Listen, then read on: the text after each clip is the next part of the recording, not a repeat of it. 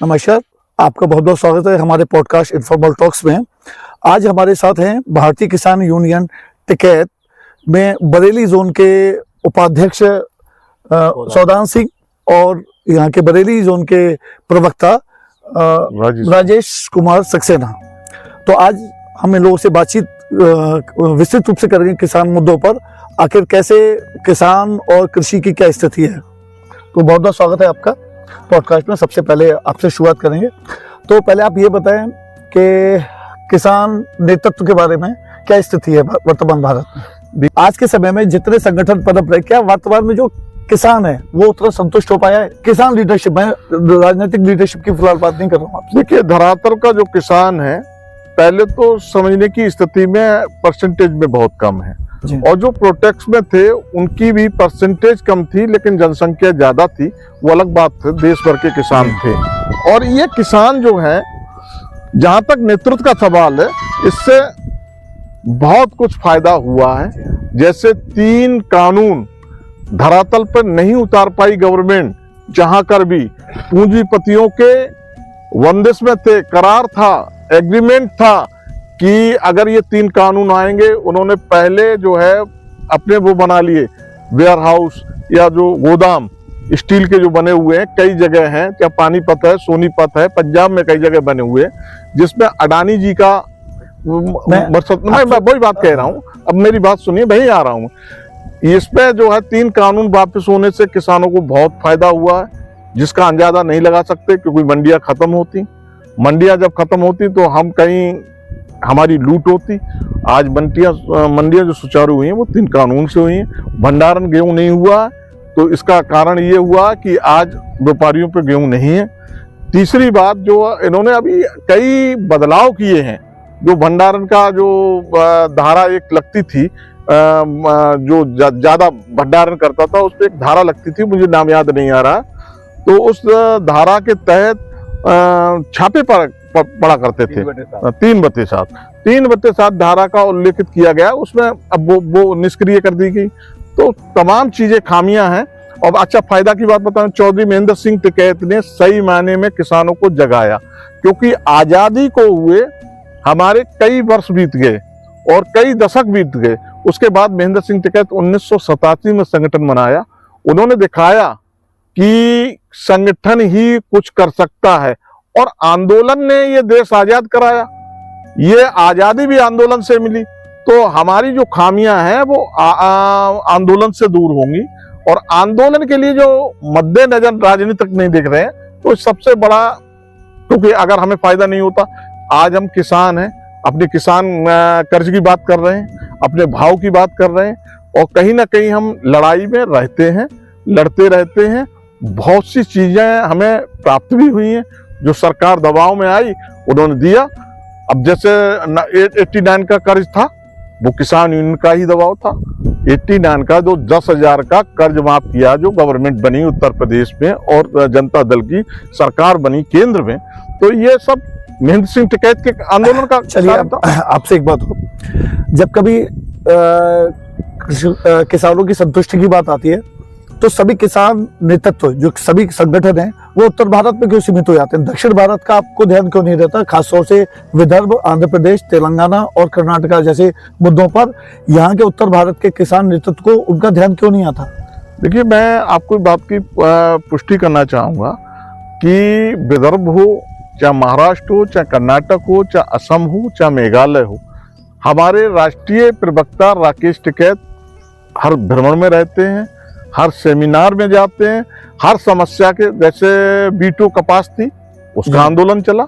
अब जैसे महाराष्ट्र में हमारा जो एक देश है, उसका नाम ध्यान नहीं आ रहा, वहां से सुअर की लुगदी आई थी, सुअर की लीद आई थी, वो बंदरगांव पे चौधरी महेंद्र सिंह टिकैत ने उतरवा दी थी, किसानों तक नहीं पहुंचने दी थी। तो आंदोलन तो हुए हैं, महाराष्ट्र में भी हुए हैं, ऐसा नहीं, महाराष्ट्र में भी हमने आवाज उठाई है। उत्तर प्रदेश के गए, शेतकारी संगठन के शरद जोशी थे, हमारे साथ थे।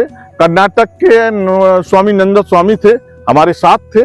हम मिलजुल कर काम कर रहे हैं, लेकिन हाँ, ये जरूर है कि दूरी के कारण दिल्ली पहुंचने में उनकी संख्या कम रहती है।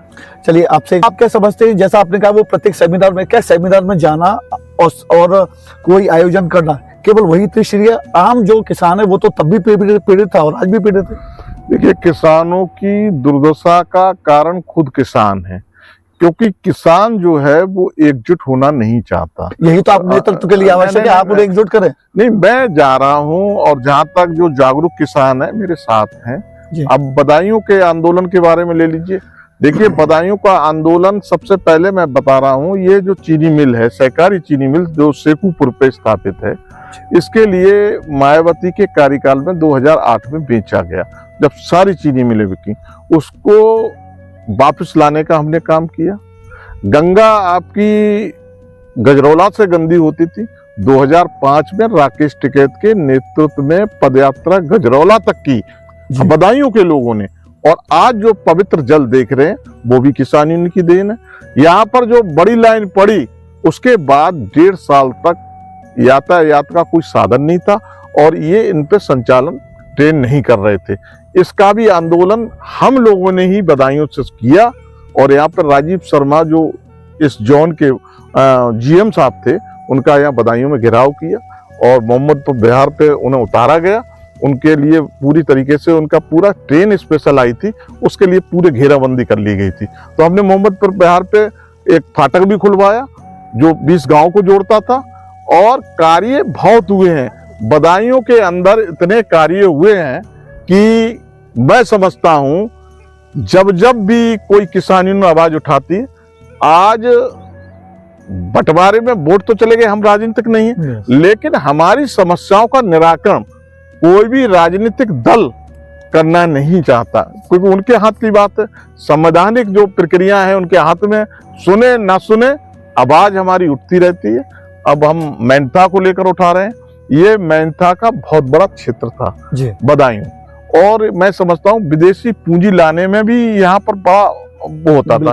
बाराबंकी और बदायूं का इतना प्रोडक्शन था कि 2 जिले जो है वो करोड़ों रुपए की प्रति महीने में आय देते थे, जो सरकार को भी देते थे। आज सरकार को भी आता है, सिंथेटिक दाना मंगा के हमारे जीवन से भी खिलवाड़ किया जा रहा है, क्योंकि सिंथेटिक कहीं ना कहीं इफेक्टेड है, और इसको आंदोलन हम बदायूं में शुरू करने जा रहे हैं, जो 21 तारीख के लिए इस पर चिंतन और मंथन हो रहा है।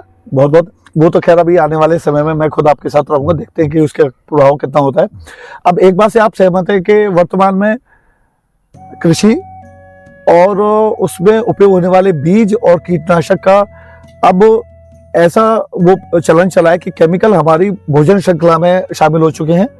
इस बात का ना तो ध्यान आम किसान को है, ना किसान नेतृत्व इस संबंध में उन्हें जागरूक कर रहे हैं। तो नुकसान अंततः हो किसान का ही रहा है। पंजाब में एक गांव है, नाम मुझे एग्जैक्टली ध्यान नहीं, उसमें लगभग 75% जनसंख्या कैंसर पीड़ित हो चुकी है, क्योंकि ये हरित क्रांति के समय जो अंधाधुंध कीटनाशकों का प्रयोग हुआ है, हमारी जो मिट्टी है उसकी कह सकते हैं पूरे वाटर साइकिल, पूरा मृदा, उसमें सब में इतना घुल मिल गया है कि हम चाहकर भी अपने भोजन से उसे अलग नहीं कर सकते। तो क्या ऐसे में किसान नेता प्रयास नहीं करेंगे, या उनका केवल एकमात्र उद्देश्य उत्पादन करना और किसानों की संतुष्टि करना है? एक स्वस्थ जीवन भी तो देना लक्ष्य हो सकता है। देखिए, ये सब पॉलिसियां गवर्नमेंट की हैं जी। आपको हम ये बताएं कि किसान यहाँ ना तो इतना पढ़ा लिखा है, ना जागरूक है, लेकिन हमारे नेतृत्व पर सवाल ये उठता है, आपका वाजिब सवाल है।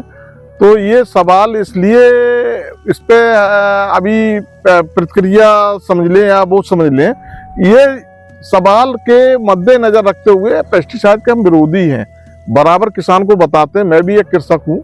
पेस्टिसाइड जो हमसे जोड़ा गया है और कीटनाशक जो भयंकर दवाएं आ रही हैं, खेती निर्भर हो गई है। इन्होंने बीजों में कुछ किया है पता नहीं, यही जमीन में हमारी मिर्चें पैदा होती थी, इसी में मूंगफली पैदा होती थी, इसी में सब्जियां पैदा होती थी। आज कोई ऐसी सब्जी नहीं है जिसमें पेस्टिसाइड। अच्छा, नीम कोटेड यूरिया की वर्तमान में क्या जो कंडीशन है, उससे कुछ सुधार की स्थितियां आप देखते हैं या नहीं? देखिए, मैं खादों के बारे में अब आपको जानकारी ही दे दूं। जो यूरिया है, डीएपी है, ये रासायनिक जितने उर्वरक हैं वो कोई खाद नहीं है।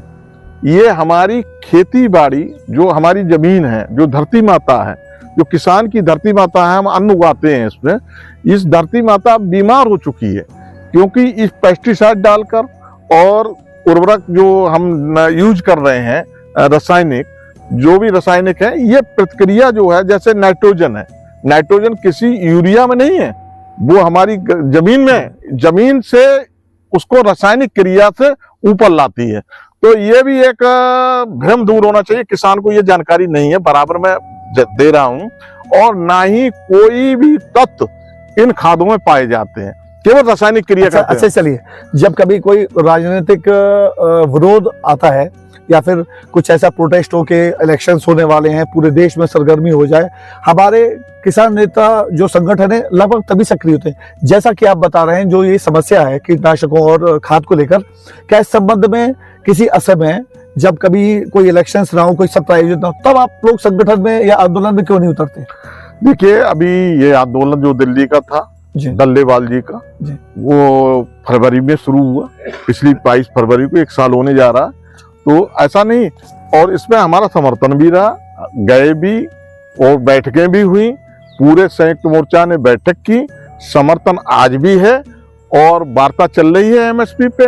जहां तक 3 दौर की वार्ता हो गई, 22 तारीख को और होनी, जैसा कि आपको भी संज्ञान है। तो ऐसा नहीं है, और हम एमएसपी पे एकजुट हैं।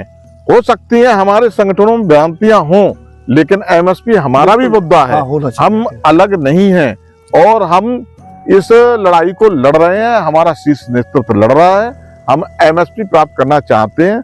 लेकिन हमारा जो जातियों से, धर्म से, जिस देश का सुकरात ने कहा था, जिस दिन जाति और धर्म पे राजशाही होगी, उस दिन तबाही निश्चित होगी।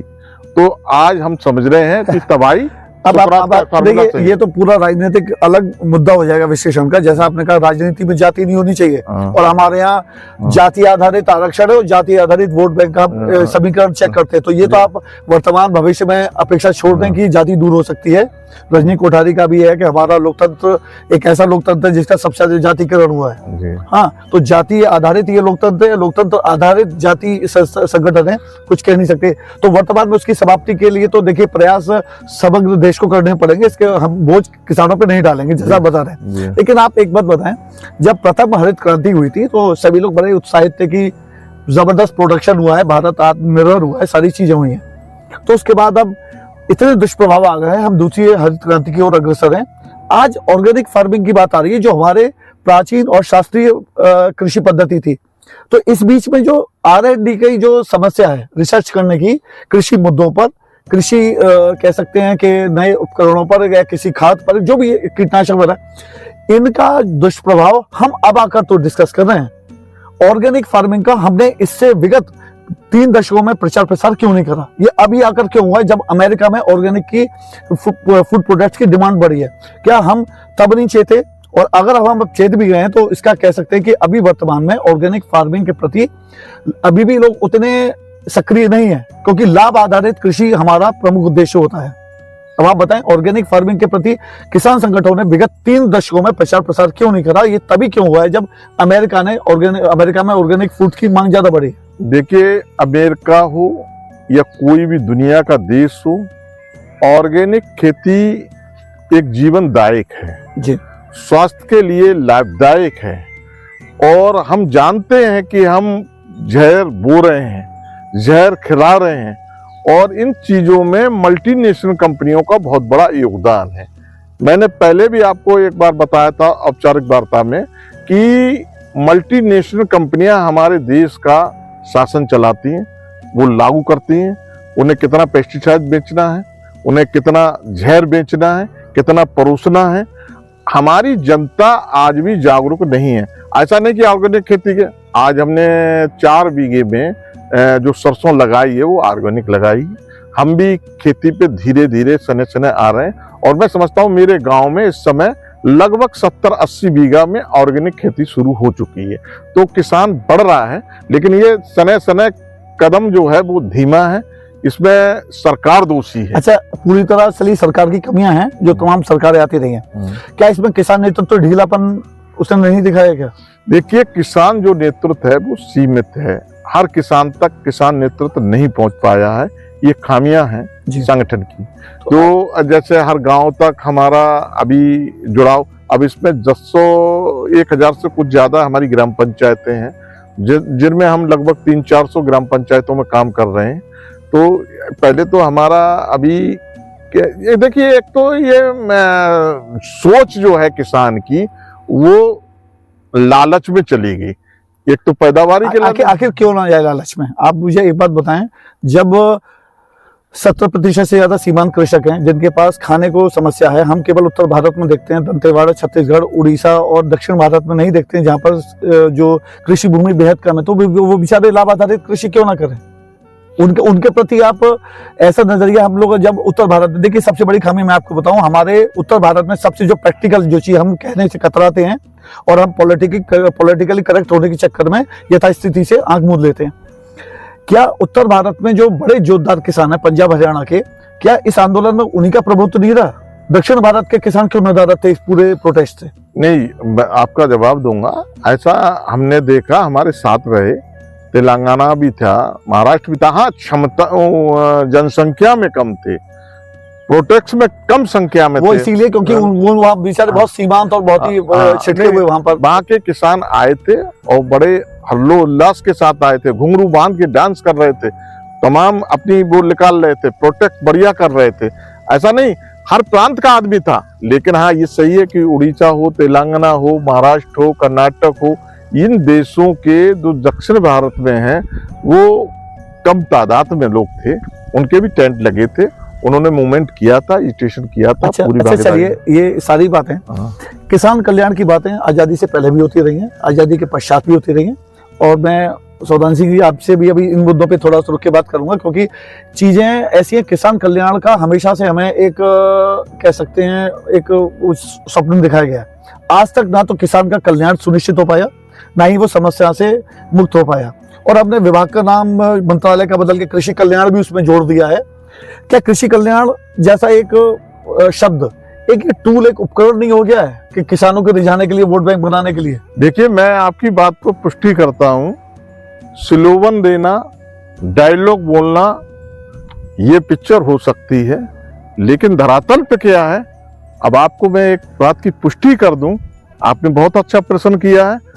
अभी तक इस देश का इंडिपेंडेंट कृषि विभाग नहीं बना है। 21 विभाग हैं, चाहे कल्याण कहिए, चाहे संपूर्ण कल्याण कहिए, चाहे सम्मान निधि से सम्मानित करिए। सम्मान निधि क्या है? किसानों को अपमानित किया जा रहा है। अरे हमें क्यों कर्ज परोस रहे हो? हमें किसका पैसा परोस रहे हो? ये पैसा हम हमारे वाजिब दाम क्यों नहीं देते? C250 लागू क्यों नहीं करते? बिजली अमेंडमेंट वापस क्यों नहीं करते? ये तमाम मुद्दे जुड़े हुए हैं। सबसे दुर्भाग्य की बात यह है कि देश की आजादी को 77 वर्ष बीत गए और वहां जो है ये कृषि प्रधान देश होने के बाद कृषि विभाग इंडिपेंडेंट नहीं है। चलिए ठीक है, आपसे यह इन्हीं के साथ साथ जैसा कि आपने कहा कि उसके लिए किसान सम्मान निधि शायद 6,000 रुपये मिलती है। हाँ, 6,000 रुपये। तो वो एक सम्मान के लिए, जो भी ये सम्मान है फिलहाल वो उसकी कह सकते हैं बहुत ऊँट के मुंह में जीरे के समान है, कह सकते हैं। तो फ्रीबीज जो पॉलिटिकल नेता अक्सर इलेक्शंस में आता है कि आपको खुली छूट या फिर मुफ्त देने का कोई भी अट्रैक्शन देते हैं। अब जब हम किसानों को ये अट्रैक्शन देते हैं कि आपको ये चीज मुफ्त मिलेगी, ऐसे बिजली हो गई या खाद हो गई या जो भी सब्सिडाइज चीज मिलती है, आप जानते हैं प्रैक्टिकली उसका भार हमारे देश की अर्थव्यवस्था पे पड़ता है, जिससे कि हमारा फिजिकल डेफिसिट बढ़ता है, जो राजकोषीय घाटा है। क्या हम मुफ्त एक अट्रैक्शन दिखा के किसानों को अपनी ओर कर लेंगे, जैसा पिछली सरकारों ने भी उसमें किया था? आते ही कर्ज माफी कर दी 1 लाख रुपए की, तो अंततः क्या होता है, जो 1 लाख रुपए की कर्ज माफी करी ना तो उससे किसी किसान का कल्याण सुनिश्चित हो पाया। और उसमें होता क्या है, भागम भाग में जब आपको एक डेट रख दी गई कि इस तिथि को आपका कर्ज माफ है, तो लोगों ने आनंद फानंद में कर्ज लेना भी शुरू कर दिया, क्योंकि माफ तो हो ही जाएगा। ये धरातल स्तर पर लोग ये फॉर्मूला अपनाते हैं। तो आपको क्या लगता है कि ऐसी घोषणाएं करने से कि मुफ्त हो जाएगा, कि आपको छूट दे देंगे, ये ज्यादा वाजिब है बजाय इसके कि आपके हम आय बढ़ाने के कई नए माध्यम तलाशें? देखिए, ये टिकैत साहब ने कहा था, चौधरी स्वर्गीय महेंद्र सिंह टिकैत ने कहा था। उन्होंने कहा था, भाई एक पत्रकार जी, मैं वार्ता सुन रहा था उनकी, उन्होंने उनसे पूछा कि आपको तो बहुत कर्ज दिया जा रहा है। बोले कर्ज क्या होता है, कर्ज में दबाया जा रहा है। भाई वाजिब दाम की बात कर रहे हैं हम, MSP की बात कर रहे हैं। हमें ना सम्मान निधि की जरूरत है, ना हमें लॉलीपॉप की जरूरत है, ना ऊंट के मुंह में जो जीरा डाल रहे हैं उसकी जरूरत है। हमें जरूरत है हमारे वाजिब दाम की। आज आपके 8वां वेतन लागू होने जा रहा है। जी। आप बताइए कृषि के मूल्यांकन कहाँ से होता है? क्यों नहीं इस पे जो है वो तय किए जा रहे हैं रेट? अगर एमएसपी हमें दे दी जाए तो हम समझते हैं। देखिए अब अभी देखिए, गेहूं 2250 खरीदा गया, 2250 से 3000 छलांग लगा के पहुंचा। जिन्होंने भंडारण किए वो किसान के भंडारण नहीं थे, व्यापारियों ने एकदम 800 रुपए की बढ़त बना ली, न कहीं हल चलाया न कहीं भंडारण करके। तो ये दुर्भाग्य की बात है, नीतियां जो पॉलिसियां हैं वो बहुत गलत तरीके से लागू की जा रही हैं, दुर्भाग्य है देश का। चलिए तो ठीक है। अब जैसे कि बात एमएसपी की आती है तो किसी जो तीनों कानून रहते हैं, जैसे काले कानून कह के संबोधित किया गया, मैं उन्हीं की बात करता हूँ। ये था जो फैक्चुअल उसमें लिखा गया है, जैसे आपने कहा गया कि मंडी को समाप्त करने की बात की गई थी। मैं आपको विशुद्ध रूप से बताऊं, ऐसे कहीं उल्लेख नहीं है, ये भ्रम था। आप इसे मानते हैं, हाँ या ना? देखिए इसे हम नहीं मैं ये नहीं कह रहा हूँ कि वैचारिक कुछ भी वैचारिक नहीं, तथ्यात्मक तथ्य है, लेकिन उसमें फिर फंदे से लिखा गया। मैंने पढ़े हैं 3 कानून, और आपको एक बता दें, मंडियां स्वतः ही खत्म हो रही थी, क्योंकि मंडियों के लाइसेंस प्राइवेट सेक्टर में जा रहे थे। जो मंडियों के सामने मंडियां लगती, भले ही खत्म करते या ना करते।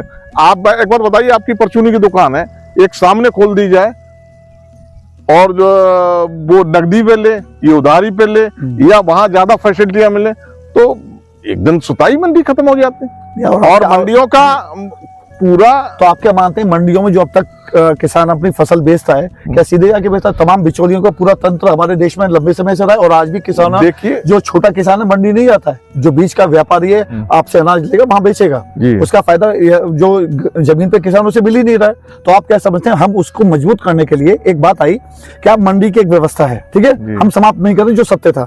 हमने कहा कि एक हम वैकल्पिक मार्केट रख देते हैं, और आपको लगेगा आपकी फसल का वाजिब दाम यहाँ मिल रहा है तो यहाँ बेचिए, और अगर अन्य बाजार में मिल रहा है बेचिए। तो हम आपको विकल्प क्रिएट कर देने का मतलब बिचौलियों पे आघात होगा, इस बात से सहमत हैं, हाँ या ना? देखिए मैं अब बहुत अच्छे तरीके से जवाब दूंगा, आपका सवाल बहुत वाजिब है। जिस तरीके से मार्केट में उन्होंने अभी जियो उतारा, उन्होंने कहा हम फ्री देंगे नेट, फ्री देंगे सिम, फ्री देंगे वो। आज बताइए क्या हालात है। ये केवल लॉलीपॉप था, इनका मतलब वो रिलायंस की एक कंपनी है, उसकी अपनी व्यक्तिगत नीति है। मैं इस वक्त सरकार की बात कर रहा हूँ। जो हमारे पास मसौदा था, बिल में ये कहा गया था हम एक बाजार, वैकल्पिक बाजार रखेंगे, किसान को अगर ज्यादा लाभ मिलता वहां बेचे। जो अब तक छोटे किसान मंडियों तक पहुंच नहीं पा रहे थे, अब मुझे ज्यादा दाम मिलेगा तो इनका भला हो रहा है, तो संगठनों को क्या समस्या? देखिए इनके कई सब सपना दिखाना था, बड़े सपना दिखाना, धरातल की बात अलग है।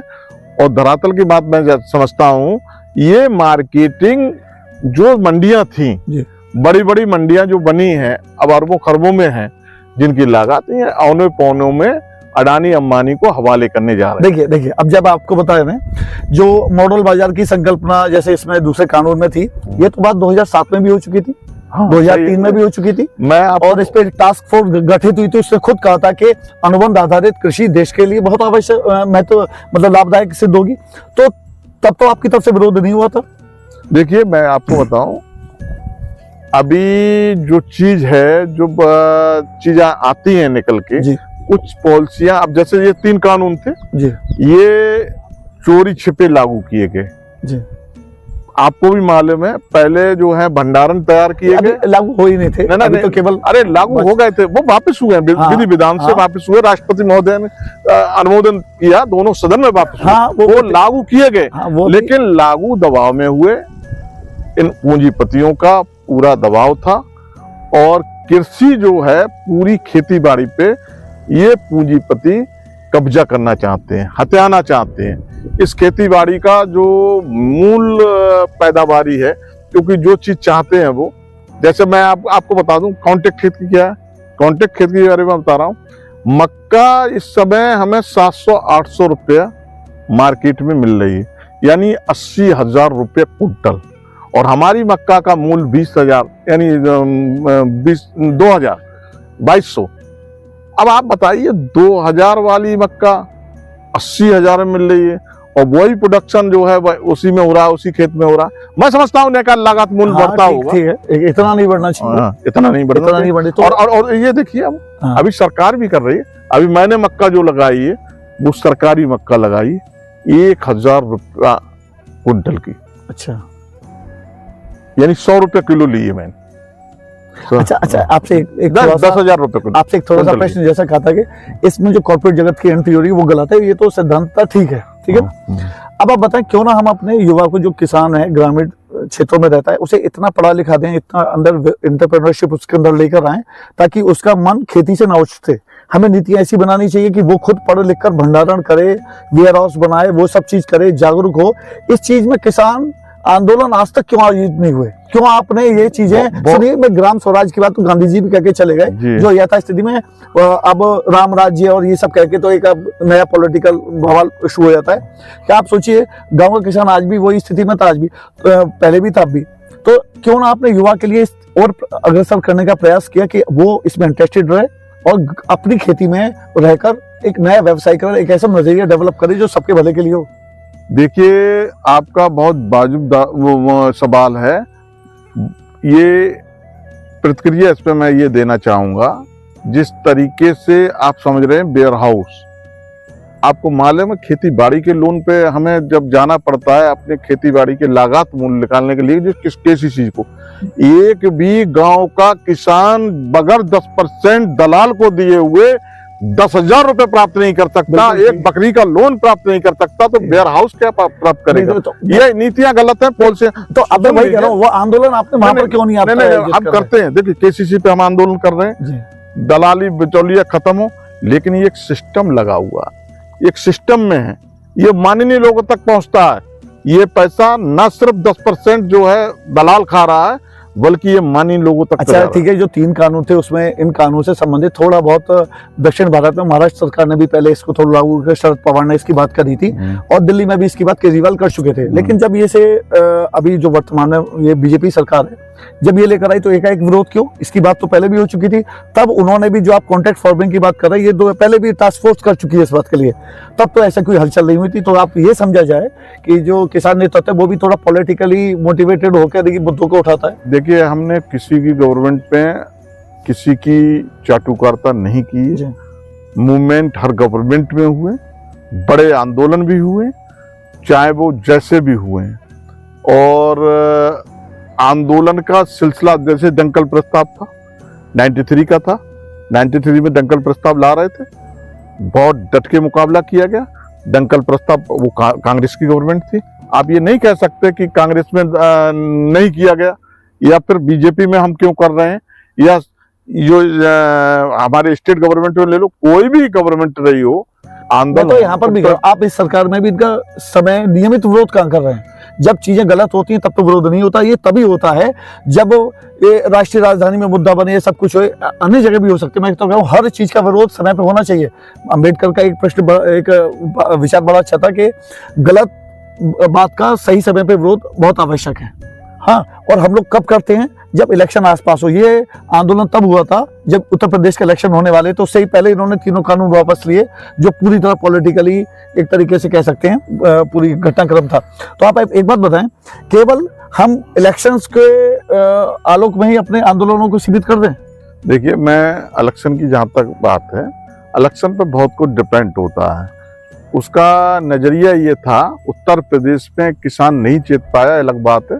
बंगाल का जब प्रोटेस्ट चल रहा था, दिल्ली का आंदोलन, तो बंगाल का चुनाव प्रभावित हुआ, और वहां हम लोगों ने जब विरोध किया तो वहां जनता ने समझा, और इनके विरोध में जनता का जनादेश गया। तो हम समझ रहे थे कि उत्तर प्रदेश में भी जाएगा, लेकिन उत्तर प्रदेश में उन लोगों ने जो राजनीतिक कुशल पारंगत थे, उन्होंने कहीं राम मंदिर लाके, कहीं कुछ ऐसे करके जनता का मुंह मोड़ने का काम किया। कहीं पुलवामा कांड हुआ, कहीं कुछ हुआ। मतलब वो एक पारंगत हैं, और ये राजनीति में कोई बुरी बात नहीं है। ये राजा महाराजाओं से होता हुआ चला आया है। जो कूटनीतिक होता है वो कामयाब होता है, जो सही नीतियों पर होता है वो विफल होता है। चलिए बहुत बहुत धन्यवाद। फिलहाल अभी आपसे जिन मुद्दों पे बात हुई, आपने सब पे खुल के अपनी राय रखी, और अब मैं चाहूँगा कि सौदान जी इनसे मैं थोड़ा सा मुद्दों को आगे, ठीक है, हम अपना आगे की वार्ता को जारी रखते हुए सबसे पहले पूछेंगे सौदान सिंह जी से, जो बरेली जोन के उपाध्यक्ष हैं। इनसे जानेंगे कि जो आपसे इन भारतीय किसान यूनियन की स्थापना से पहले क्या स्थितियां थी, और आप वर्तमान में जो टिकैत की जो किसान यूनियन है उसमें क्या अंतर देखते हैं पहले और अब में? ऐसा है, 80 का वातावरण किसान का और था। प्राकृतिक वातावरण, सामाजिक वातावरण, आर्थिक वातावरण पूरा बदलाव आ गया। पहले के आर्थिक, सामाजिक, सांस्कृतिक सब बदल गई, परिवर्तन हो गया, एकदम परिवर्तन हो गया। कहां से हो गया? ये कुदरती बात है। पानी रसातल चला गया, ये भी कुदरती बात है। पानी के लिए हम तरस रहे हैं, गांव-गांव टंकियां बन रही हैं, ये भी बात है। जहां हम जाते थे हर खेत पर पानी मिलता था बरसात में, उसके बाद पूरी साल रहते थे। तालाब नाम की कोई चीज नहीं, सूखे पड़े हुए। जिस देश में उसी दिन से जब तालाब चले गए, पानी का स्तर नीचे चला गया, उसी दिन से खेती का बदलाव आया। और बदलाव आया, हमने ट्यूबवेल लगाए और चीज लगाई, समय के हिसाब से चलते रहे। अब समय की परिस्थितियां बदलती रही, और ये जो 80 के बाद जो चला है जी, हम तो शुरू से ही ये देखते चले आए हैं कि किसान का खर्चा 1 रुपया और आमदनी 50 पैसे, उसमें बदलाव नहीं हुआ। खर्चा 1.5 रुपया और आमदनी 50। बिल्कुल सही बात है। तो जो 88 है, दिन बढ़ते जा रहे हैं, तो खर्चा तो बढ़ता जा रहा है, लेकिन हम आय से घटते जा रहे हैं। अब जो दिख रहा है हमें कि केमिकल लगा दिया, ये लगा दिया, कुछ नहीं। आमदनी पहले बढ़िया थी, सुखी हाल में था आदमी। अब जो लगाया दिख रहा है हमको कि इतना आ गया, ये लागत बेहद ज्यादा है। जिस 50 पैसे ली, देखिए आप, जो लघु कृषक है उसकी हालत और है। जो बड़ा है वो अर्थ ही नहीं जानता, निकाल देंगे उस पर पैसा इतना है। जिसके लड़के लगे हुए हैं, जिन्हें सरकारी खजाने में हिस्सा है, उनकी हालत और है। जो नौकर पेशा उनकी हालत और है। और जो प्योर खेती पर है उसे तो रोज मरना, रोज जीना, रोज कुआं खोदना, रोज करना, और उसको कब आत्महत्या करनी पड़े कब कुछ ये कोई पता नहीं है। आज खाएं कल का कोई पता नहीं है। वो घाटे में, खेती घाटे में है। हम पलायन करने वाले सब लोग पलायन करें, लेकिन ये करे क्या? सब लोग चले जाएंगे कहाँ? तो ठीक है, आप कहना मतलब है जो अभी भी जो छोटा किसान है वो अभी वही पीड़ित है, और जो लाभ ले रहे हैं जो ऊपर बैठे हुए हैं, जो संपन्न किसान, उन्हें तो देश ही पता नहीं, ठीक है, उन्हें तो हवा का ही पता नहीं, हवा कौन सा। अब आपको एक बात मैं बताऊं, अगर आप अभी संसद में जितने भी सदस्य हैं उनका अगर आप उठा के प्रोफाइल देखें, अधिकतर लोगों ने अपना व्यवसाय कृषि कर रखा है।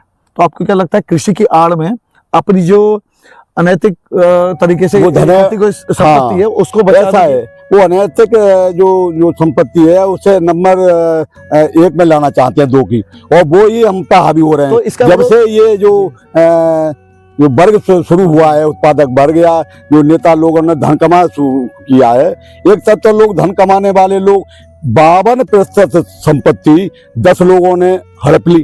अब जो 48% है वो हम 90% लोग कर रहे हैं। उस 90 में भी हमारे किसान जो संपन्न लोग हैं वो एक तरफ, बीच के लोग हैं वो एक तरफ। अब मैं आपसे ये कहना चाहता हूँ, जिन पर भूमिहीन है वो अच्छे हैं, वो जो लघु किसान है उनसे, और जो बड़े किसान वो तो है ही, उनकी चर्चा नहीं, वो तो दोहरा लाभ उठा रहे हैं। लेकिन जो लघु किसान है 15-20 बीघा खेत वाला, उसे भूमिहीन बढ़िया है। अच्छा चलिए, उसे भूमिहीन बढ़िया है। वो आपने कभी नहीं सुना होगा कि भूमिहीन आदमी ने आत्महत्या की, आपने नहीं सुना होगा। उसे तो 80% लोगों को सरकार मुफ्त दे रही है, खाना खिला रही है, वो सब कर रही है। तो ये अन्याय है। एक तरफ भूखे लोगों को दिया जा रहा है, और जो बीच का आदमी है ना ऊपर जा सके ना नीचे जा सके, वो आत्महत्या की ओर है। आज नहीं तो कल, कल नहीं तो कल ये छीना झपटी होंगी। आने वाले 10-20 वर्षों में क्रांति होगी, और बैंक के नाम की कोई चीज नहीं रहेगी।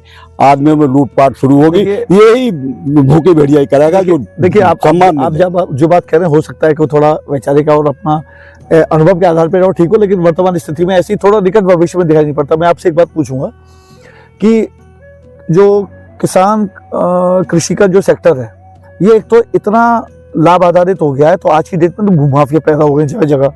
जो तमाम जो बड़े नेता हैं वो उन्होंने बड़े बड़े संख्या में सैकड़ों एकड़ जमीन कब्जा रखी है। तो ये एक ऐसी चीज बनती है, इसको पूरे देश में लोगों को अट्रैक्ट किया जाता है। एक आपको उदाहरण बताता हूँ, अमिताभ बच्चन जो पूरा देश जानता है, उन्होंने अभी पूर्वी उत्तर प्रदेश में जमीन खरीदी, उन्होंने अपना प्रोफाइल पे लिखा किसान, अपना व्यवसाय, पूरा देश जानता है कि वो एक कलाकार हैं। तो जब उसका विरोध हुआ, इसकी हाई कोर्ट में रिट पड़ी और वो हारे और बाकायदा उनको वहां से बैकफुट पे आना पड़ा। तो आप क्या सोचते हैं कि जब अमिताभ बच्चन जैसे सेलिब्रिटी ऐसी हरकत कर सकते हैं तो आम व्यक्ति क्यों ना करे? देखिए, ये विषय बहुत गंभीर है, ये विषय समझना भी गंभीर है।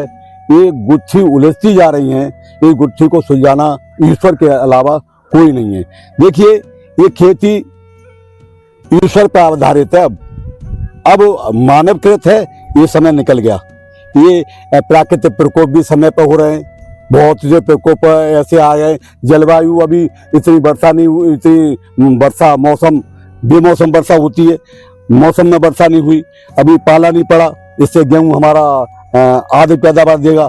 तो बात ये है, हम कहाँ से लड़े? प्राकृतिक प्रकोप से हम लड़े। अभी अभी ये गायों के झुंड है, ये बनावटी पे समस्या आ गई। अभी हम लोगों ने ये तार हैं यहाँ बैठे, अभी लाए, हमारी समस्या है, हम शहर से लाए खाद बीज और मिट्टी में मिलाया, और मिट्टी में उगने के बाद गाय खा गई, ओले पड़ गई, सूखा पड़ गई, और बचा कुचा बैल तो आएगा ही नहीं, आना मुश्किल है। खेती एक घाटे का सौदा कच्चा है, दूध सब्जी और खेती ये नष्टीकरण की ओर है। इसमें घर पहुंचा है तो बहुत बड़ी बात है, फिर भी भाव नहीं। ये बताइए हमें कि सब लोगों को अपना अपना फायदा है, जो जा रहा है वो। आज नौकरशाही अपने तनख्वाह से हाथ नहीं लगा रही है, ओवर इनकम से काम ले रही है। आज नौकरशाही के बाद में भत्ता चल रहे हैं, आज नौकरशाही के बाद में जो घर पहुंचे आएंगे उनको पेंशन बढ़ा जा रहे हैं। अभी अभी आया है 8वां वेतन आयोग में, तो 50 लोगों को पीछे एक छूट आई, 50 लाख लोग तो हैं वहां में नौकरी में, और 65 है पेंशन भोगी, उनको भी राहत। तो वो कौन सी बोली? पेंशन, वो महंगाई भत्ता का लाभ मिलेगा। भाई जो लोग नौकरी कर रहे हैं उस समय पेंशन बोली, तनख्वाह, भत्ता लिए। भत्ता क्या है? भत्ता एक मूर्ख बनाना। हम किसान इतने बेवकूफ रहे, हम समझ ही नहीं पा रहे हैं। जो हमारे सामने है, जो प्रशासन है, जो तंत्र है, वो तंत्र हमें लूट रहा है, और आज हम इतने योग्य नहीं हो पाए। हमारी मजबूरियां हैं। एक हमारा इतना बड़ा किसान, आप कह रहे यूनियन कहाँ? यूनियन के छोटे किसान के पास किराए से आने के लिए हैंड टू माउथ हो गया है। हमारी मीटिंग में पैसा नहीं है। बड़े लोग क्या आएंगे?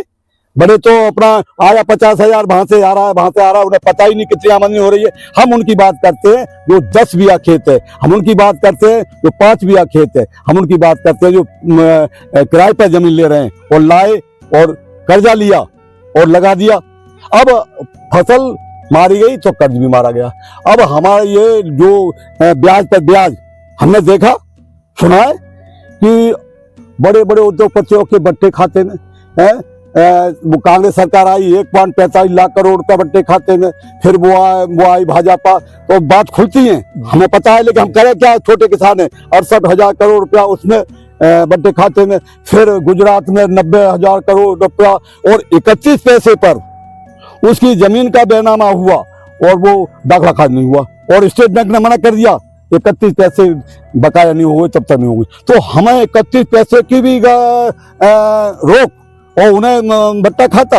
हम कह रहे हैं बकाया बकाया है, चाहे 10 रुपए का है, चाहे 10 अरब का है, मगर उसका एनपीए खाते में जाएगा, बट्टे खाते में तो हमारे भी जाएगा, लेकिन नहीं जा रहा। किसका मूड फोड़ा? हम बताओ। नहीं, आप कह रहे हैं कि संघ से बनाया, संघ से बनाया हमने, 7 आदमी हमारे चले गए, 13 महीने हमारा आंदोलन हुआ, हमें कुचला गया और लाठियां चली, ये सब चला। क्या लोकतंत्र का स्वरूप है? कैसे लोकतंत्र कहते हैं? तंत्र हावी है, लोग बेकार है। बेकार। मैं आपसे एक बात और थोड़ा, जैसा कि आपका अनुभव जो रहा है, बिल्कुल आपने वो स्थितियां देखी हैं जो आज के किसान और आज के मजबूरी है, नेता लोग उनसे परिचित और उन्होंने कभी देखा भी नहीं होगा। आप एक बात बताएं, यहाँ का किसान तो आज भी उसी चीज के लिए परेशान है, अपने दैनिक जिसे कहते हैं, आपने कहा रोज जीना रोज मरना, वो रोज जीना रोज मरना है। जब आप पाश्चात्य देशों में, यूरोप में या अमेरिकी देशों में निगाह डालें, वहां का किसान तो बड़ा संपन्न है। तो आपको क्या नहीं लगता ये जो ये बात है, ये बात आई, जो लीडरशिप है यही करप्ट है? देखिए 1950 में हम संवैधानिक रूप से आजाद हुए। उससे पहले अमेरिका में भुखमरी आई। कब आई कि उनके अमेरिका बहुत संपन्न देश है, वहाँ किसानों की अनदेखी की गई। अनदेखी के बाद में सब जाम हो गई, मशीनरी, कारखाने बंद हो गए और शहर में जो उद्योगपति है और संपन्न लोग हैं गरीबों के साथ लाइन लगा के खाने लगे। फिर वहां का प्रशासन बोला क्या किया जाए, फिर उन्होंने अर्थशास्त्री नहीं बुलाए, उन्होंने कहा किसान की हालत अनदेखी है, 25% भाव बढ़ाए और पुराना कर्जा माफ किया, नहीं दिलाए, उसकी मशीनरी घूमनी पड़ी। किसान उत्पादक भी है, किसान अन्न को उजाने वाला भी है, लेकिन कुछ चीजें वो उद्योग से लाता है। जब किसान पे ही नहीं है तो उद्योग चौपट हो गए। आज अगर हमारी अनदेखी हुई तो भारतवर्ष भी ऐसा ही हो जाएगा। लेकिन हम संख्या में बिचौलिया है, हमारा मध्यम वर्ग है। जब तक मध्यम वर्ग को नहीं सुधारोगे देश नहीं सुधरेगा। और मध्यम वर्ग जिस दिन आंखें लाल कर ली, क्या यही थोड़ी हुआ है? 1907 में हुआ, 3 कानून बहुत खतरनाक आए। सरदार अजीत सिंह थे, भगत सिंह के चाचा, उन्होंने किया। 1935 में तो बहुत अच्छे काम किए सर छोटू राम ने। उन्होंने कहा ये वापस से जमीन जो गिरवी की है वापस होनी चाहिए, बाप का कर्जा लड़का नहीं देगा। और कर्जा माफी एक्ट बना दिया 1935। अभी तुमने सब धाराएं चलाई हमारी, 1908 की भी धारा चला रहे हो, वो धारा कहाँ गई जो कर्जा एक्ट की धारा है? तो हम इस बात को पूछने के लिए यूनियन बनी। लेकिन यूनियन और ये सब क्या जाता है, इनमें सब में एक वो हवा चल गई है। सब अपने अपने उल्लू सीधे कर रहे हैं। जिस मकसद से यूनियन करना चाहिए वो नहीं कर रही है। जिस मकसद से किसान जो 2 बीघा वाला है उसको भाग लेना चाहिए यूनियन में, वो भाग नहीं ले रहा है। तो टिकैत साहब भी क्या करें? ये यहाँ का जो किसान है वो अपना रोज खाना रोज उसमें कर दिया, उससे 2 अब हम कह रहे मीटिंग में आओ, रात को ना आगे भैया गैया हमें रखानी है। जिस देश में कृषि देश में गैया खा रही हूँ, जिस देश में खाद लगा लेने के लिए लाइन लग रही हूँ, जिस देश में पिटाई होकर के खाद मिले, जिस देश में जो है 1.5 गुनी अगर 22 है ये तो 8,000 रुपया कुंटल गेहूं हो हमारी लागत के हिसाब से। सब लोग लागत देख रहे हैं। चाट वाला एक मिर्च नहीं दे सकता, वो भी लागत देख रहा है, पकौड़ी वाला देख रहा है, लेकिन हम ऐसे अभागे हैं, बिल्कुल छोड़ कर नहीं जा सकते। सही बात, ये प्राकृतिक बात है, ये दुर्भाग्य की बात है और ना आप संभाल सकते ना मैं संभाल सकता। गॉड बिल्कुल ओनली नोज। आपके लिए एक बात और कहूँ, जैसा आप कह रहे हैं बिल्कुल उसी समस्या के हम लोग जड़ पे जाएं, विदेशों से तुलना करें। क्या आपको नहीं लगता कि हमारा जो युवा है वो पढ़ लिख कर उसे अपनी जो ये बात है अब और खतरा में जा रहे हैं। पढ़ा लिखा आदमी खेती से हट रहा है, इस जमीन में वो अपनी पैर नहीं छुआना चाहता, उसको तो मोबाइल चाहिए। वो पश्चिमी सभ्यता से चल गया है। अब बहुत बड़ा घनघोर संकट आने वाला है। युवा पीढ़ी खेती से पलायन कर रही है, नहीं जाना चाह रही। अभी आपको कुछ महीने पहले का एक उदाहरण बताऊं, जब हमारे इधर खाद वाद के लिए लाइन लग रही थी, परेशान थे, तो 2 तस्वीरें दिखाई दी थी। जब दिल्ली में iPhone 16 लॉन्च हुआ था तो लोग रात में गद्दा लेकर शोरूम के बाहर लेटे थे लाइन लगा के, ताकि सुबह हमें iPhone मिल जाए। और वहीं जब किसान रात भर लेटा रहता है अपने घर छोड़कर लाइन लगाकर कि कुछ उसे मिले, या फिर चाहे कोल्ड स्टोर में अपना पैदावार जमा करे, कुछ करे, तो मीडिया उसे कवरेज क्यों नहीं करती? आप समझिए, आप यहाँ यही तो है, मीडिया भी वो काम नहीं कर पा रही जो कर्तव्य निष्ठा हो, और किसान भी वो नहीं कर पाया। किसान को 30 दिन अपना न 2 दिन छोड़ना चाहिए और 1 दिन उनको देखना चाहिए कि हमारे साथ कहाँ गड़बड़ हो रही है। भाव के लिए लड़ाई लड़नी चाहिए। भाव तुम जो मनचाही तुम भगवान माने पड़े हो। तो कहने का मतलब ये है जागरूकता की कमी है। जो विधायक हमसे चुन के जाता है वो देश को लूट रहा है और हम उसको वोट दे रहे हैं। जो आदमी जहाँ बैठा है लूट कर रहा है। केवल अगर लूट नहीं कर रहा है तो लव किसान ही लाठी उठाएगा, कभी देश में क्रांति होगी। एक बात और, जैसा बताया, एक बात तो साफ है कि सभी वर्ग जागरूकता नहीं है, जागरूकता तो का अभाव है। सभी वर्ग इसका लाभ उठा रहे हैं अपने अपने तरीके से। हाँ। हम क्यों इसे वोट बैंक बनने देना चाहते हैं? हम तब प्रचार क्यों नहीं करते जब इलेक्शन से पहले कि हम एक शराब की बोतल पर या कुछ खान पान के चक्कर में अपना वोट दे आते हैं? इस बात को खत्म नहीं किया जाता। हाँ, ये आएगा जब सिर से पानी ऊपर हो जाएगा, आने वाला है, ये आने वाला है और इसे समय के हिसाब से जागा जाएगा और इन नेताओं पर जूते पड़ेंगे। पंचायतों में हो रहा है काम और हो रहा है मजबूरी पे। जब आदमी भूखा मरता है, देखिए आवश्यकता आविष्कार की जननी होती है। अब समय आ चुका है, टिकैत साहब देखिए, सर छोटू राम ने किया, चौधरी चरण सिंह ने कह दिया कि दिल्ली के भाव हम नहीं मानेंगे, उन्होंने भी काम की। टिकैत साहब ने हमारी जबान खोल दी है, लेकिन अभी किसान नहीं समझ पा रहा है। टिकैत साहब समझ गए, एक बात वो समझ के बहुत अच्छी, मैं वही बात कह रहा हूँ, एक लीडरशिप तो समझ रही है। जो जमीन पे बैठा किसान है वो एकदम निश्चित है, से एकदम अनभिज्ञ है, उसकी स्थिति सुधारने कौन आएगा जमीन पर? हाँ, उसकी स्थिति भगवान ही सुधारेगा भाई, कोई नहीं सुधारेगा। वो अपनी अज्ञानता में ही लुट रहा है, और अज्ञानता जब खत्म हो जाएगी, मैं भाई अब आ गया मैं उसी बात पे जिससे मैंने शुरुआत। शिक्षा एक ऐसा माध्यम बचता है कि हम अपने युवाओं को इस तरीके से शिक्षित करें हाँ। कि इसका महत्व तो समझे और यहीं पर रहकर। अब यहाँ एक बात और आ रही है, शिक्षा ले आओ पश्चिम की है, रोज वाइफ और हस्बैंड में लड़ाई होती है। शिक्षा क्या करेगी? ये जितना बड़ा शिक्षक हो गया उतना ही वो हट गया सामान्य से, वो जमीन से हट रहा है, जमीनी हकीकत से हट रहा है। शिक्षा वो हो जी जो सांसारिक हो, शिक्षा वो हो जो खेती पर आधारित हो, शिक्षा वो हो जो सामने जो मानवता से जुड़ी हुई हो। शिक्षा एक आदमी से पशु बनाने वाली शिक्षा हो रही है। इस शिक्षा में भी परिवर्तन होना चाहिए। आपको बताऊं, अभी एक हाल फिलहाल में ट्रेंड बदला है। जो हमारे पढ़े लिखे बड़े अच्छे टेक्नीशियंस हैं, अब बाहर से पढ़ के आ रहे हैं, अब वो युवा कृषि की ओर आकर्षित हो रहे हैं, वो जैविक फार्मिंग कर रहे हैं, बड़े बड़े हमारे जो मेडिकेटेड हर्ब्स हैं उसकी कृषि कर रहे हैं, और इतना जबरदस्त मुनाफा कमा रहे हैं जितना कभी किसान ने अपेक्षा भी सोचा भी नहीं होगा। वो ट्रेडिशनल फार्मर जो हमारा आज भी हैंड टू माउथ है, सुबह से लेकर शाम तक के खाने, और वो कर रहा है, वो व्यक्ति एक इंटेंसिव फार्मिंग करके, एक एजुकेटेड फार्मिंग करके, और सब लाभ लेकर वो करोड़ों में फायदा पहुंचा रहे हैं। तो हमने ऐसा सेटअप क्यों नहीं बनाया कि अपने युवाओं को ऐसा शिक्षित करें कि यहाँ उसे रोजगार। ये इतना आसान नहीं है जितना आप बोल रहे हैं, ये इतना आसान नहीं है जो पंखा में बैठे हुए डीएम और वो सब कर रहे हैं। ये बात बहुत कठिन है, और ये बात ऐसे कठिन है जैसे चांद को नीचे लाना, तारे तोड़ना। रोजगार रहा है नहीं, पॉपुलेशन बढ़ रही है, बढ़ेगी। हाँ। इसका ये समय के हिसाब से सब होगा, जागृति आ रही है, लेकिन जब भूखे मरेंगे। अच्छा, युवा पढ़ा लिखा होना चाहिए, तब जाकर इधर आकर्षित होगा, पूरी तरह एजुकेटेड होगा, तब उसकी यथा स्थिति कृषि की बदलेगी। तो अब आप एक बात बताएं कि पूरे सेटअप में अभी जो वर्तमान जो सरकार है, क्या हमें इससे जनसंख्या नियंत्रण कानून की मांग नहीं करनी चाहिए? बोझ कम हो, संसाधन पे दबाव कम हो, और किसान पे भी दबाव कम हो, उसकी आय भी बढ़े, उससे संपन्नता सुख भी है। क्या ये नहीं होना चाहिए? राजनीतिक तरीके से अभी भी हमसे लंबित बनाए रखें। हाँ बिल्कुल हो, ये मांग बहुत जरूरी है, पहले थी लेकिन ये बीच में नेता लोग भूल गए, ये गलत है, दोबारा आनी चाहिए जनसंख्या। तो अभी हम लोग तो इसका धर्म के आधार पर विरोध करते हैं, तब क्या वो जायज है?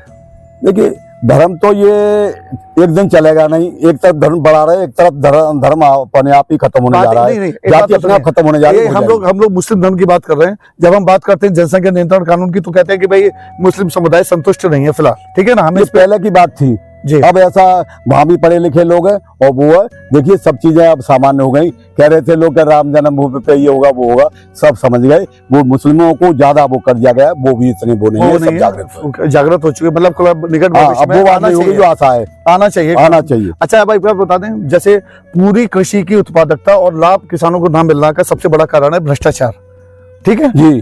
तो जो करप्ट नेता या करप्ट प्रशासक हैं, उनके विरुद्ध उतनी कठोर कार्रवाई क्यों नहीं किया जाए? तो वो सस्पेंड करके छोड़ दिए जाते हैं। मैं आपको एक छोटा सा उदाहरण बताऊं, जो हमारे भूतपूर्व मुख्यमंत्री मुलायम सिंह रहे थे, उनके विरुद्ध एक कोर्ट में केस चल रहा था, ठीक है ना, गोमती अपार्टमेंट संबंधी का, और जब तक वो जीवित है तब तक वो निर्णय लंबित होकर सुरक्षित रखा रहा, वो खत्म हो चुका, दी एंड बात खत्म होती है। क्या ऐसे ही उनके संबंध में निर्णय होगा? हाँ, यही तो निर्णय हमारे देश में हानिकारक है। ये निर्णय साफ हो, सुथरे हो। न्यायपालिका थोड़ी सी धीमी गति से काम कर रही है, न्यायपालिका को स्वच्छ क्लीन हैंड से काम करना पड़ेगा। विपक्ष जब कभी कहता है किसानों को, वो ये सोचता है कि समस्या है तो सत्ता विरोध के चलते किसानों को अपनी ओर करें, वो मूल दिल से उनके प्रति एक समर्पण वाला भाव से बात नहीं करते। आप एक बात बताएं, जब ये सारी समस्याएं होती हैं तो किसानों को अपनी ओर कर लेते हैं, ये सोच के कि सत्ता उन्हें मिल जाए, बात खत्म। वो वही पूरा करप्शन का चक्र चलेगा जो अन्य सरकारें चलाती रही हैं। ये किसान को महंगाई ने लपेट लिया है, किसान को गरीब बनाने की नीति है। वो चाहते हैं कि ये बोलने लायक ना हो, ये सरकार की, हर सरकार की नेताओं की नीति है। हमको वो पनपना देखना नहीं चाहते, इसलिए हमें खुद संघर्ष करना पड़ेगा। जब ओबीसी कमीशन बन सकता है, ईडब्ल्यूएस को संशोधन हो सकता है, आज तक किसान आयोग की मांग लंबित क्यों है? हाँ, ये तो किसान का दुर्भाग्य है। वो किसान को जीवित देखना नहीं चाहते, और हमारी मांग भी किसान आयोग की है। और देखो कितना सफल होते हैं, कितना रहते हैं। लेकिन आयोग बनेगा, बनना चाहिए। आयोग भी बनेगा, हम लोग भी जागेंगे, देश में और क्रांति देखिए, आएगी। बिल्कुल आपसे एक बात और पूछना चाहूँ, एकदम प्रैक्टिकल बताइए। हम कोई आदर्शवादी वाले एम स्वामीनाथन रहते, उन्होंने राष्ट्रीय किसान आयोग की एक संस्तुति करी थी, एक सिफारिश जो आज तक कभी पूरी तरह माना। हाँ, अब आप एक बार बताएं, उनको दुनिया भर के अवार्ड मिल गए, जब आंदोलन हुए तो कभी सक्रिय भूमिका उनकी उसमें क्यों नहीं रही? कभी उन्होंने खुल के समर्थन नहीं करा, हाँ ये सही है गलत है? क्या अवार्ड लेने तक वो सीमित रहे? कभी खुल के वो मेन जिसे कहते हैं मैदान में क्यों नहीं उतरे? हाँ, इसमें हमारा दुर्भाग्य रहा। स्वामीनाथन ने विचार तो दिए लेकिन धरती पर नहीं उतारे। चौधरी चरण सिंह ने विचार दिए, धरती पर नहीं उतारे। सबने दिए, धरती पर नहीं उतारे। लेकिन ये प्रयास कर रहे हैं, लेकिन पुराने टिकट में अंततः कर रहे हैं, प्रयास हो रहा है समय के साथ होगा। आपने बड़े अच्छी कुछ चीजें बात बताई, लेकिन एक बात और चलते हुए, जो आज की जो एक फैशनेबल पॉलिटिक्स है, मैं उस पर और प्रश्न करूंगा। कुछ लोग क्या करते हैं, सत्ता विरोधी होने के संदर्भ में देश विरोधी हो जाते हैं और उसके बाद आके वो राजनीति में एंट्री कर जाते हैं। जैसे पिछले समय राइट टू एक्सप्रेशन को चलते, मैं आपको सीधे नाम लूंगा, कन्हैया कुमार का, उसे लीडर समझ लेना चाहिए ऐसी अवसरवादी राजनीति के चलते। हाँ, ये अवसरवादी अब जनता समझ चुकी है। आने वाले समय में ईश्वर संभालेगा, हम लोग संभलेंगे। और ये मध्यम वर्ग को जो कुचला जा रहा है, ये मध्यम वर्ग भी जब कुचला जाएगा, ज्यादा हद से पहुंचेगी, तो हम इन सब तंत्र को खत्म कर देंगे। एक बात और, अच्छा देखिए, देश अच्छा होना चाहिए, राष्ट्र हमारा विकास करना चाहिए, सब लोग सुखी संपन्न होने चाहिए। किसान एक न केवल अन्न उपजाए, वो अन्न खाकर भी और एक अन्न बेचकर भी जीवन एक अच्छा सफल वो करे। अब आप बताएं, जब सब सुखी संपन्न होंगे तो हमारे लिए विरोध भी रचनात्मक रूप से होना चाहिए, ठीक है? और हमें करे, वर्तमान सरकार गलत करे, हमें डट के विरोध करना चाहिए, सही करे, हमें उसके समर्थन में आना चाहिए। लेकिन कभी कभी ऐसा होता है कि इसी खिलवाड़ के चक्कर में जो जायज मुद्दे कभी कभी पीछे रह जाते हैं और जो नाजायज जो अनपेक्षित है, रह जाता है। ये इसलिए रह जाता है कि कुछ चाटुकार लोग और ये जन्मे हैं, ये रॉन्ग एलिमेंट हैं जो फायदा लेने वाले, वो हम लोगों को दबा देते हैं, आगे चले जाते हैं। जो फर्जी फायदा लोगों लेने वाले लोग हैं, वो फायदा बंद होते हैं, सबसे चिपके हुए लोग हैं। ये लालच का जमाना है, कलयुग की ओर जा रहे हैं, लेकिन एक दिन सत्य की विजय होगी, मध्यम वर्ग जागेगा। चलिए, आप अपेक्षा करते हैं कि सभी लोग अच्छे हों, निष्पक्ष हों और किसानों के प्रति गंभीर रहते हुए उनके कल्याण की बातें करें। तो देखिए, सिद्धांत में हम जितना एक आदर्शवादी नजरिया अपनाते, व्यवहार में हमने कितना अपनाया, वो दोनों महानुभावों से हमें जानने का अवसर मिला। और ऐसे किसान मुद्दों पर आने वाले समय में जैसा आप आंदोलन करेंगे, क्या उसकी रणनीति रहेगी, क्या उसके परिणाम होंगे, आप लोगों से भविष्य में हम लोग वार्ता करेंगे। अब हम लोगों का जीवन ही इस मध्यम वर्ग छोटे किसानों को है, हम बढ़ रहे हैं, इनको कर्जा मुक्त करेंगे। पहले तो इन्हें जीवन फ्री जीने का, सांस लेने का अधिकार देंगे और हम चल रहे हैं। चलिए, बहुत बहुत धन्यवाद।